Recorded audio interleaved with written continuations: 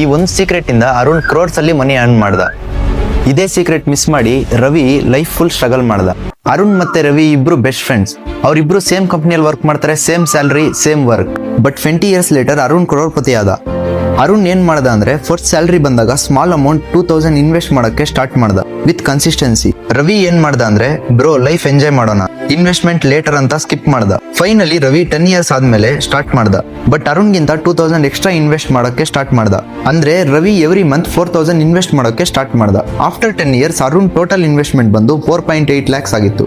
But total value ಬಂದು 30 lakhs ಆಗುತ್ತೆ. Ravi total investment amount ಬಂದು 4.8 lakh, ಬಟ್ ಟೋಟಲ್ ವ್ಯಾಲ್ಯೂ ಬಂದು 11 lakhs ಆಗಿತ್ತು. After 20 years Arun total investment ಬಂದು 7.2 lakhs ಆಗಿತ್ತು. ಟೋಟಲ್ ವ್ಯಾಲ್ಯೂ ಬಂದು 1.4 crores. ರವಿ ಟೋಟಲ್ ಇನ್ವೆಸ್ಟ್ಮೆಂಟ್ ಬಂದು 9.6 lakhs ಆಗಿತ್ತು. ಟೋಟಲ್ ವ್ಯಾಲ್ಯೂ ಬಂದು 60 lakhs.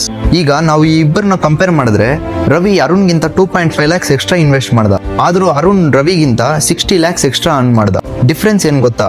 Arun secret time plus consistency, Ravi mistake waiting. So lesson simple, life ಅಲ್ಲಿ ಬಿಗ್ಗೆಸ್ಟ್ ರಿಸ್ಕ್ ಸ್ಟ್ರಾಂಗ್ ಇನ್ವೆಸ್ಟ್ಮೆಂಟ್ ಅಲ್ಲ, ಲೇಟ್ ಸ್ಟಾರ್ಟ್.